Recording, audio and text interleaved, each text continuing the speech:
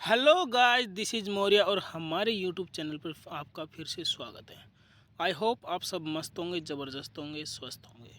दोस्तों, आज हम बात करेंगे पोषक तत्वों पर, जो कि न्यूट्रिशन नाम का हमारा जो टॉपिक है, जो बहुत ही प्यारा सा टॉपिक है। ये वीडियो ना सिर्फ उन लोगों के लिए है जो सिर्फ स्टडी पर्पज़ के लिए वीडियो देखते हैं। ये वीडियो उन तमाम लोगों के लिए है जो हम अपने जीवन में आगे बढ़ना चाहते हैं, अपने आप को मेंटेन रखना चाहते हैं और अपनी डाइट का विशेष ध्यान देते हैं, उनके लिए है ये वीडियो। तो थोड़ा ध्यान दें कि न्यूट्रिशन हमारे जीवन में किस तरीके से काम करता है, कैसे काम आता है। हमें सिर्फ आज तक इतना ही पता था कि हम खाना खाते हैं, वो पेट में जाते हैं, उसके बाद क्या होता है खाने के साथ हमें कोई मतलब नहीं। हमें सिर्फ इतना पता हमें खाना खाना, दैट्स ऑल। लेकिन क्या हमें ये पता है कि एक्चुअली हमें खाना क्या है, हमें वो चीज़ें खानी हैं और क्या चीज़ें नहीं खानी, ये सब चीज़ें हम यहाँ पर डिस्कस करेंगे। क्योंकि न्यूट्रिशन हमें किस में क्या मिलता है, इस चीज़ का पता होना ज़रूरी है। जैसे हम बोल देते हैं कि आयरन की हमारी बॉडी में कमी हो जाती है तो कुछ रोग हो जाते हैं। तो क्या आयरन हम डायरेक्ट थोड़ी ना लेते हैं? कोई बोल दे कि ये लोहे की चद्दर पड़ी, इसे खा लो, या फिर कोई कील वगैरह खा लो, तो वो आयरन अलग है। तो हमें एक्चुअल में आयरन कहाँ से मिलता है, इसकी हम बात करेंगे। हमें न्यूट्रिशन, कौन से न्यूट्रिशन कहाँ से मिलते हैं, तो इन पर हम डिस्कस करेंगे। तो स्टार्ट करते हैं। पोषण यानी कि न्यूट्रिशन, भोजन में उपस्थित पोषक पदार्थों को तोड़कर उन्हें रक्त में मिलाना पोषण कहलाता है। पोषण भोजन के 3 उद्देश्य होते हैं, मीन्स इसके 3 एम हैं जो हम अभी डिस्कस करेंगे। तो सबसे पहले मैं बात कर लूँ कि पोषण क्या है। देखो, जब हम भोजन खाते हैं तो उसके अंदर बहुत से विटामिन, प्रोटीन, कार्बोहाइड्रेट्स होते हैं। उनको हमारी बॉडी के अंदर एक्चुअल में प्रत्येक पार्ट में, प्रत्येक हिस्से में पहुंचाना किसका काम है? ब्लड का। तो ब्लड के अंदर ये तब तक नहीं मिलेंगे, तब तक थोड़ी ना ब्लड पहुंचा देगा। तो मेन चीज़ क्या है कि हमारे जो स्टमक के अंदर जब भोजन जाता है, हमारे जो पाचन तंत्र उसे पचाता है, उसके बाद जो तो मेन न्यूट्रिशन जो हमारी बॉडी में है, वो क्या करते हैं? वो ब्लड की सहायता से हमारी बॉडी के प्रत्येक पार्ट में पहुँच जाते हैं। तो हम बात करें इसके मुख्य उद्देश्य, इसके एम क्या है, तो वो है ऊर्जा प्राप्ति, यानी कि हमारी बॉडी को ऊर्जा मिले। जैसे कि कार्बोहाइड्रेट, वसा तथा प्रोटीन से हमें ऊर्जा मिलती है। अगला मैं बात करूं शरीर का निर्माण, यानी कि बॉडी को बनाना। अभी मैंने बात किया कि प्रोटीन जो हमारी बॉडी को मेंटेन रखता है, हमारी बॉडी के मसल्स को बनाता है।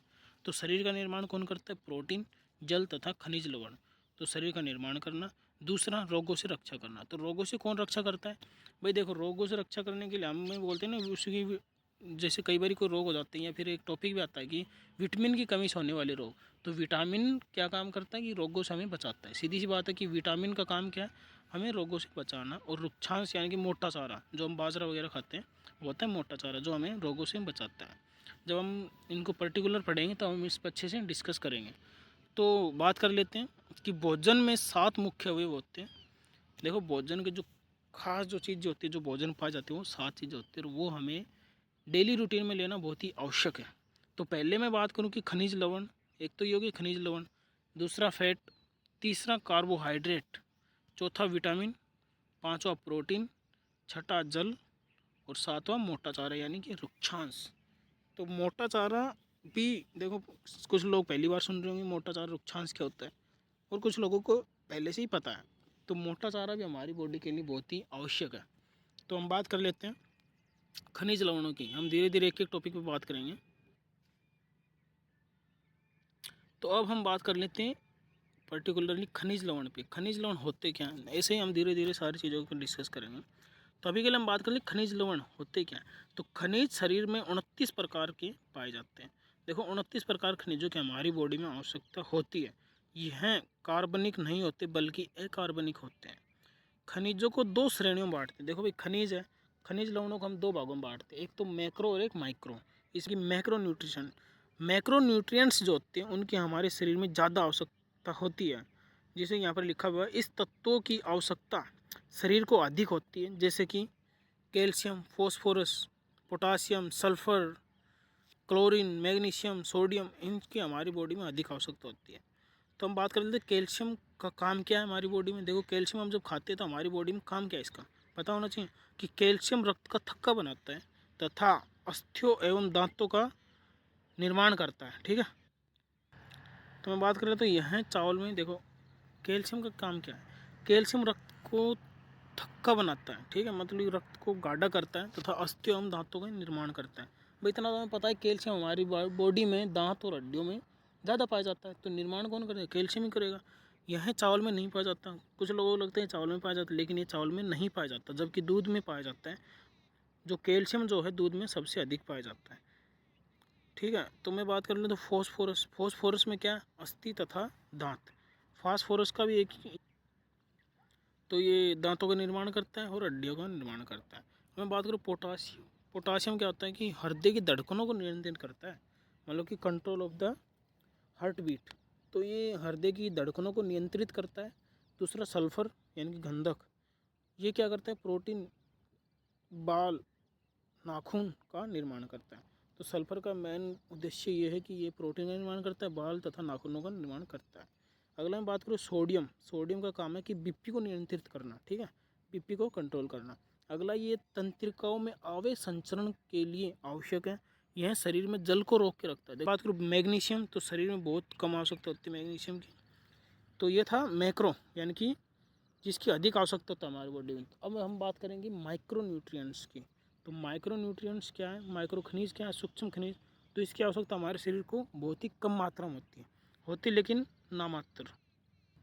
जैसे आयरन हो गया, कोबाल्ट हो गया, है ना, मोलिब्डेनम हो गया और फ्लोरीन हो गया। तो ये चीज़ें जो हैं ये इन्हें बोलते हैं सूक्ष्म खनिज। तो ये हमारी बॉडी के लिए कम आवश्यक होते हैं। अब हम बात करेंगे कार्बोहाइड्रेट, यानी कि जो हमारी बॉडी में एनर्जी देता है, उसकी बात कर लेते हैं। यह एक कार्बनिक पदार्थ है। कार्बोहाइड्रेट ऊर्जा प्रदान करता है। देखो कार्बोहाइड्रेट का शुद्ध मैं यदि नॉर्मल बात करूँ तो कार्बोहाइड्रेट हमें क्या करता है? एनर्जी देता है, ठीक है। ये ग्लूकोज में पाया जाता है। जैसे 3 प्रकार के होते हैं इसके अंदर। मोनोसेक्राइड। मोनोसेक्राइड क्या होता है? देखो मोनोसेक्राइड जो पहला जो इसका प्रकार है, इसके हम बात क्या है, ग्लूकोज को हम शर्करा बोल देते हैं। यह कार्बोहाइड्रेट ग्लूकोज, फ्रक्टोज, गलक्टोज, राइबोज, ठीक है। तुरंत ऊर्जा प्राप्ति के लिए हमें ग्लूकोज दिया जाता है, मतलब उसके अंदर हमें क्या मिलता है? कार्बोहाइड्रेट। तो तुरंत ऊर्जा के लिए हमें कार्बोहाइड्रेट देते हैं। सबसे मीठा शर्करा, यानी कि सबसे मीठा कौन सा होता है? फ्रक्टोज। फ्रक्टोज आप याद रख सकते हैं, जो फलों में पाया जाता है। जैसे कि फलों को इंग्लिश में क्या बोलते हैं? फ्रूट्स। तो फ्रूट से क्या बनता है? फ्रक्टोज। तो फ्रक्टोज जो होता है, जो सबसे मीठी जो शर्करा है, जो नेचुरल शुगर है, वो क्या है? फ्रक्टोज, जो फलों में पाया जाता है, ठीक है। अगला मैं बात करूँ डाइसेक्राइड, इसी का दूसरा पार्ट कि डाइसेक्राइड। डाई से देखो, डाई से पता चलता है दो, डाई यानी कि दो होता है। एक शर्करा दो कार्बोहाइड्रेट अणु से मिलकर बनता है।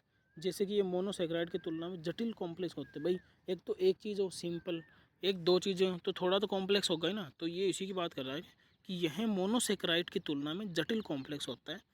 जैसे कि सुक्रोज ग्लूकोज प्लस फ्रक्टोज। तो सुक्रोज बनने के लिए किसकी आवश्यकता होता है? ग्लूकोज प्लस फ्रक्टोज की। और माल्टोज को बनाने के लिए किसकी ज़रूरत पड़ती है? ग्लूकोज और ग्लूकोज की।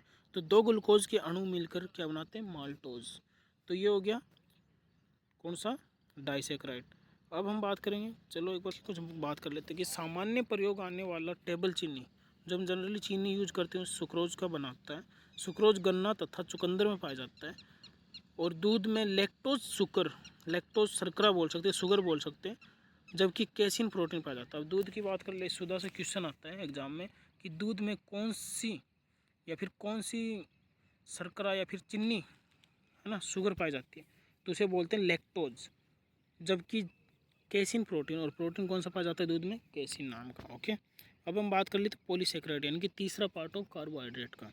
तो ये सबसे जटिल भाई देखो, मोनो हो गया, और मोनो के बाद कौन सा हुआ था? ये वाला डाई हो गया। मोनो डाई के बाद कौन सा बच गया? भाई दो के बाद तीसरा आएगा, तीसरा तीन मतलब पॉलीसेक्राइड, यानी कि दो से ज़्यादा। यह सबसे जटिल होता है, ठीक है। देखो लास्ट है तो जटिल ही पाएगा, सबसे जटिल पाया जाएगा। तो इसका निर्माण दो या दो से अधिक मोनोसेक्राइड से मिलकर बनाता है, जैसे काइटिन, सेलुलोज, स्टार्च, मंड, ग्लाइकोजन, ठीक है। तो ये चीज़ें, ये इसके एग्जाम्पल थे। जैसे पौधों में ग्लूकोज का निर्माण होता है। अब देखो कि पौधों में ग्लूकोज का निर्माण होता है, भाई पौधों में भी होता है क्योंकि उनको भी एनर्जी चाहिए, ठीक है। तो किंतु इसमें वे स्टार्च यानी मंड के रूप में स्टोर करके रखते हैं। दूसरा, स्टार्च को ग्लूकोज भी कहते हैं। भाई पौधों के अंदर जो पाया जाता है उसे बोलते हैं स्टार्च। आयोडीन की जांच के लिए स्टार्च का प्रयोग करते हैं।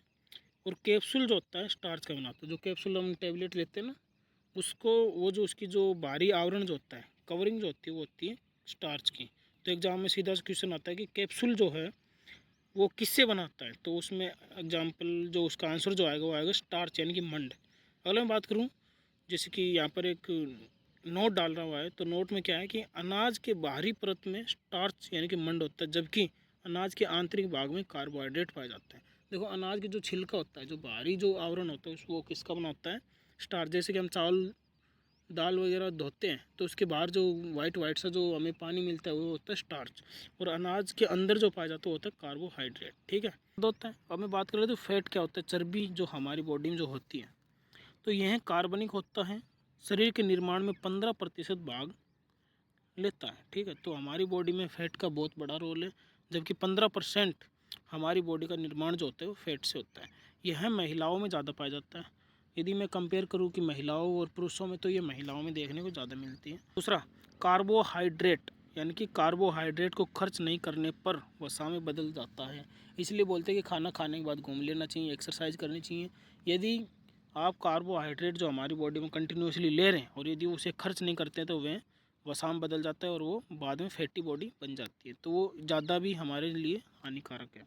हमें सर्वाधिक जो ऊर्जा है वो वसा से मिलती है, और ऊँट के कुब्बड़ में वसा पाया जाता है। देखो, जनरली हम क्या थॉट रखते हैं, जनरली हम सोचते हैं कि जो ऊँट का जो कुब्बड़ है उसके अंदर पानी पाया जाता है, क्योंकि ऊँट काफ़ी दिनों तक पानी बिना पिए रह सकता है। तो ये हम छोटे जब से सुनते आ रहे हैं कि ऊँट के कुब्बड़ में पानी होता है। हालांकि ऐसा नहीं होता, ऊँट के कुब्बड़ में होता है वसा, है ना। तो आज से आपको याद रखना है कि ऊँट के कुब्बड़ में क्या पाया जाता है? वसा। ठीक है, वसा शरीर का तापमान बनाए रखता है तथा शरीर को चोट लगने से बचाता है, और हमारे शरीर को, हमारी बॉडी को सुंदर बनाता है। अभी के लिए इतना ही। बात करेंगे नेक्स्ट कंपोनेंट की नेक्स्ट वीडियो में, क्योंकि वीडियो काफ़ी लंबा हो गया, तो हम इसको अभी के लिए यहीं रोकते हैं। अभी के लिए बाय एंड टेक केयर। मिलते हैं नेक्स्ट वीडियो में, और यदि वीडियो अच्छा लगे तो like share and subscribe. Take care.